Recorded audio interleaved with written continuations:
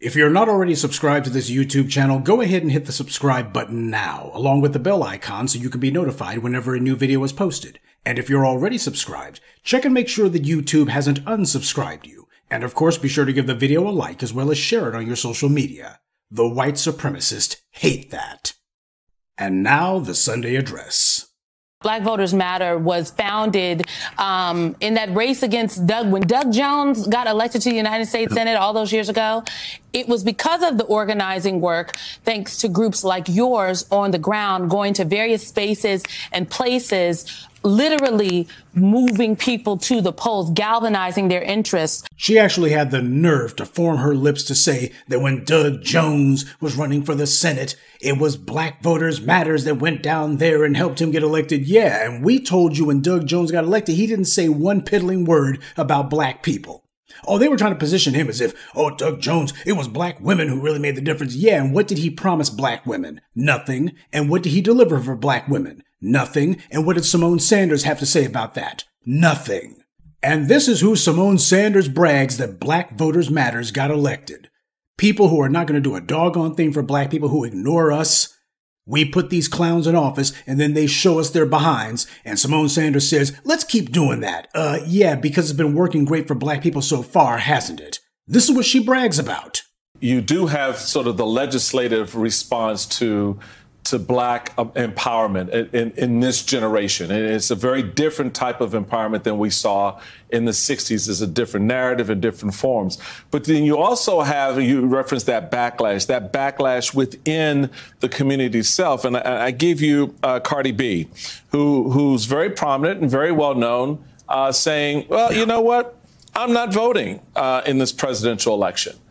That belies the narrative. It takes the energy out of the story that you're telling about this emerging New South, the power of black voices and votes pushing back up against the system. But then you have individuals within our community saying, I'm not voting. How do you reconcile that? And what do you say to the Cardi B's out there who are looking at this election and just sort of flaking out because one is old and the other's crazy? Yeah, you give me Cardi B, I say, well, yeah, and you got Sexy Red, and you got a whole bunch of others to go along with that. At the end of the day, though, they do reflect a sentiment that's in some parts of our community, particularly the sentiment of, I don't know what's been done. I don't know if I'm going to vote. And so it's not something that we can just dismiss, right? It's something that we have to address. You ask me, what do I say? And what we say a lot of times when we see that in the communities, we say, you know what? I hear you. I feel you. I do this work every day. And there are days that I wake up and I'm like, oh, no, I don't know if I'm feeling this, right? And so the first thing we do is to affirm that the frustration our folks are feeling is real, right? It's their lived experience, that it's not just something that's made up. But after we do that, now we're in a dialogue, right? Because we haven't just treated them like they're crazy or they're just lazy. Now we're in a dialogue and we can take the conversation forward to show them what exactly is at stake, to show them what exactly has been done, to show them why it is, how is this voting process connected to what it is that you want. Oh, you can practically smell the desperation, can't you? All of that phony bravado and all of that fake arrogance that they had is totally gone. They're looking quite deflated, the bootlick class on white media cable nowadays, aren't they? Looking quite deflated indeed. So you have Black Voters Matter, who is a sock puppet group, by the way. I've told you about them on this channel numerous times before. They're a dummy front group for white DNC donors who want to finesse us into voting for nothing. And this very intersectional individual who they had in front of the camera sitting here talking about how great it is to vote for the Democrats, but he couldn't tell you why. This entire segment was practically written by the DNC. It's a pathetic and clumsy bit of political propaganda. They bring up Cardi B because they know the black grassroots has no respect for her, so they think that by claiming Cardi B is echoing our sentiments, that's supposed to make us drop our position and vote for Biden, or it's supposed to make the less informed out there think, ooh, Cardi B's saying the same thing that these black media folks are saying, maybe they all is wrong. I just need to leave them all alone. And then hopefully some of them who don't pay so much attention, they'll be migrating away from what we're doing. That's what mentioning Cardi B was supposed to accomplish. She's an immigrant. On top of that, she's certainly not FBA, so by mentioning her, they think that it's going to muddy the waters. After all, does intelligent black society want to be associated with the trash bag heifer who made WAP? Now, in regards to this little talking point, keep in mind, this is the same Democratic Party who made "Get Your Booty to the Polls." These are the people who apparently think that they're going to play on Cardi B's sordid reputation as a means to drive a wedge between each one of us. Make no mistake, this hit piece is a direct attack on the black grassroots. They might as well have said, don't listen to Tariq or Professor Black Truth or any of those other troublemakers online. That's what they should have said. Also, look at what Honey Bunch here said. And so it's not something that we can just dismiss, right? It's something that we have to address. You ask me, what do I say? And what we say a lot of times when we see that in the communities, we say, you know what? I hear you. I feel you. I do this work every day. And there are days that I wake up and I'm like, oh no, I don't know if I'm feeling this, right? And so the first thing we do is to affirm that the frustration our folks are feeling is real, right? It's their lived experience, that it's not just something that's made up. The first thing we need to do is to acknowledge their lived experience, that they're not making this up. Oh, how very different MSNBC sounds now. Because it was back during the 2020 election that Joy Reid used her show as a platform to launch an attack against the black media. And just like with this MSNBC segment, Joy Reid was also using another one of these little sock puppet organizations propped up by a bunch of white shadow money. She was using one of them little groups. So this is what these guys do. The same doggone strategy, the same moves over and over again. Get some sock puppet organization paid for by white power and get their little flunky black person to get out there and attack us obliquely. And when Joy Reid launched her broadside against us, she was attacking everything we were saying, everything that we were talking about reparations, everything we were saying about black people getting tangibles or no vote. MSNBC was attacking it then. So this flies in the face of what the world they were doing just a few years ago. Oh, how the narrative has changed. Yeah, because they tried to ignore us. They tried to ignore us for many, many years. They thought that they were going to ignore us out of existence. But what they realize is their ability to just conjure magic, it don't work. They're not going to be able to do that hat trick. The old, we control the horizontal and the vertical. No, you don't. It's not a matter of if you just don't talk about us, we'll go away. Unlike Black Voters Matters, unlike Simone Sanders, the white media didn't create us. White power didn't create the black media or black empowerment. It didn't create the black grassroots. So it doesn't have the power to destroy us either. They can ignore us all they want, and they did. They spent many years ignoring us and taking little slick shots at us. But we didn't go away, and we're not going to. So when he sits here pretending to be acknowledging what we're saying, yeah, this is coming after years of them thinking they would ignore what we were saying or misrepresent what we were saying or bury the truth under a mountain of lies. They tried to ignore us. Then they tried to say that our complaints and our grievances weren't happening. It was all a bunch of Russian bots. Yeah, it was Vladimir Putin who was talking about reparations. It wasn't us. That's what they were saying.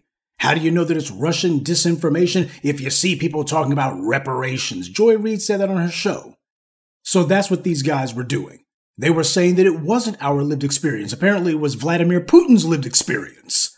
That's what they were saying just a few years ago. But since the narrative didn't take, and because they could not deflate or otherwise undermine our momentum, now they're having to pretend as if, oh, well, we're acknowledging that they're not making it up. Yeah, after years of claiming that we were. Or rather, after years of claiming that the Russians were making it up. You know what? I hear you. I feel you. I do this work every day. And there are days that I wake up and I'm like, oh no, I don't know if I'm feeling this, right? He pretends to agree that we have a point and that he feels the same way we do. That's a rhetorical trick, by the way, used by sleazy salesmen in order to con people. They told him, oh, I understand your objection, and, you know, I feel the same way if I were in your shoes, but here's why you should give us all your money for this crappy car. He's doing the exact same thing, because in the very next sentence, he says, now we're in a dialogue, and we can take the conversation forward to show them what exactly is at stake, to show them what exactly has been done. Now there's a dialogue, and we can take the conversation forward to show them what's at stake, to show them what exactly has been done.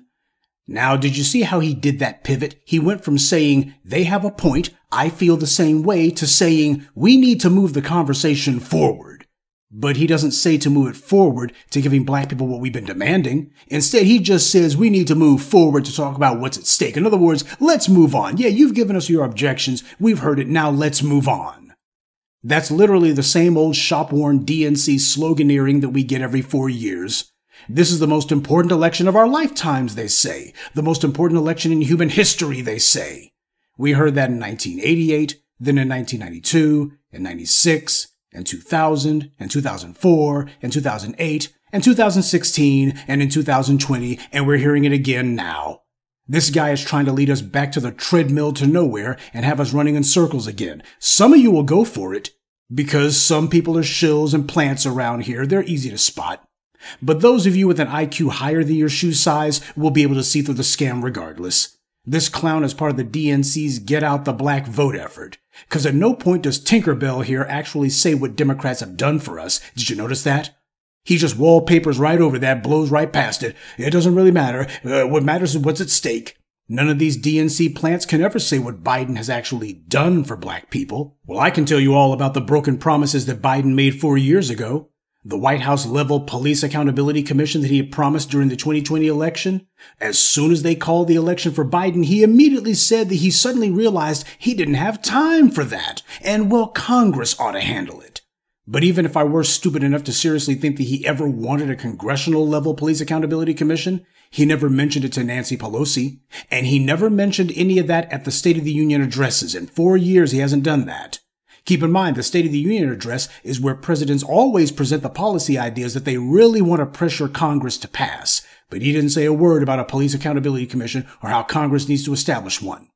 And then there was the George Floyd Policing Act, which also went nowhere, though Biden did make sure to give the thugs in blue hundreds of millions of dollars by misdirecting COVID funds, appropriating COVID money to police departments. Now, he didn't do what he did with the '94 crime bill and use that federal money as leverage to compel police departments to change their policies, end qualified immunity, punish cops severely for misconduct, stop hiring police who bounce from one police agency to another. He didn't do that. Instead, he just forked over hundreds of millions of dollars with no strings attached. This was rewarding those criminals for their barbarism.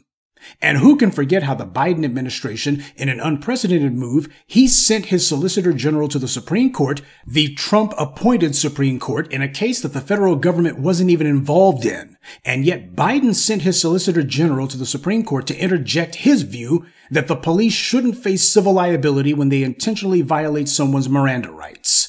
And then there was Biden's so-called Lift Every Voice plan, which he and Kamala couldn't even define what that was. It was basically just a list of the same old empty DNC talking points about economic change and social justice. Well, there was no change and no justice and no Lift Every Voice plan either for the last 4 years. Biden didn't even have the decency to announce that he was dropping that pathetic canard. He just stopped talking about it, and the white media and these black bootlicks, they let him get away with it. These are just a few of Biden's broken promises, but Sweet Cheeks here didn't say a word about them because the only reason they had him in front of the cameras was to whitewash all of that. We're making demands, and this guy's job is to get us off of that, first by making a phony, pathetic pretense that he agrees with us. I hear you. I feel you. I do this work every day, and there are days that I wake up and I'm like, oh no, I don't know if I'm feeling this, right? This is how these sellout Negroes have always carried water for massa. I know yous is weary and tired of massa's lies and broken promises. Well, I's is weary too now. I'm one of yous. I's has bared your burdens too, just like yous, and I'm also weary of massa's lies. Some days I gets up and wonders, why is I still picking the cotton for massa? But you know what? There is other slave owners up the road named Massa Trump, and he's even worse than Massa Biden, so we got to support our good Massa now. Don't forget what's at stake now. Now, something else I need to remind you of, when Donald Trump became president, you had a lot of black people who were terrified, quaking in their boots, peeing their pants. But I and only a handful of others told you that Trump, racist as he is no worse than the Democrats that we suffered under. That was a big thing that I asked you 4 years ago. Please tell me what it was that the Democrats claim Trump is going to do that's worse than what Obama already let the Republicans do. They weren't protecting us from anything. Is that the big lie that I'm supposed to go for? Well, you better make sure Trump don't get in there. The Democrats is going to protect us. From what? When have they done it? When have the Democrats protected black people at all? What have they done to protect us? In fact, Trump would actually spend his time going after some of these other groups, the ones who thought that they had found a comfortable place under white supremacy. He would show them, nah, white supremacy has no permanent plans for any of you other non-black groups either. And that's what happened. Some of these other groups who have been playing footsie with white supremacy, they got a hell of a wake-up call. That's what Trump did. Trump is not our friend. He's our adversary. No two ways about that. And Joe Biden is no better than Trump. No two ways about that either. Keep in mind, Trump didn't pass a 94 crime bill. Trump didn't make a bunch of false promises to us. In fact, he made none at all. Trump didn't pretend like he was going to support us. And as a result, we had no illusions about what we were up against. See, that's what a lot of black people fear. That's what they're actually scared of. With Donald Trump, you got no choice but to get off your butt and have to fight these white supremacists. See, with Biden and the Democrats, you can just tell yourself a sweet lie. You can hit the snooze button and pretend that, well, Biden's going to do something about these racists. People like being able to close their eyes and go back to goofing off again, which is what Biden represents to them. Okay, you voted for Biden. It's been 4 years now. The racists in the GOP are still attacking black people left, right, and center. And what has Biden done about it? He did the same thing Obama did, and Clinton, and Carter, and LBJ, and Kennedy, and Truman, and Roosevelt, and you get the picture. So somebody can tell Honey Bun that we're not going for the okie doke. And speaking of people who need to be put on notice, Simone Sanders was on CNN, and you remember when she lied through her teeth during the 2020 election when she claimed Biden had nothing to do with the mass incarceration of black people that followed the passage of his 94 crime bill, or as he called it back then, Biden's law? Remember how she lied and claimed that it was actually the states who were locking up all those black people and it had nothing to do with Joe Biden's crime bill? And then when Victor Blackwell debunked that lie, she then retreated to, well, the law isn't perfect, but. What he also said was, his comment was, what he also said was that the majority of folks that are incarcerated were incarcerated at the state level. And there's a reason for that. Let me put up the truth in sentencing incentives here. And I mean, there is a reason for that. But there's a reason. Let me put it up. Let me put it up on the screen, guys. The truth in sentencing section of the 1994 crime bill. This is page 21. It incentivized it offered billions of dollars to build new correctional facilities if states would increase the percentage of convicted violent offenders, increase the average prison time, increase the percentage of the sentence was there. Did this bill not incentivize putting more people in jail and keeping them there longer? Victor, I am not going to sit here and tell you the crime bill was perfect. There was some really great preventative things that it did. It took on the NRA, and then there was an overcorrection.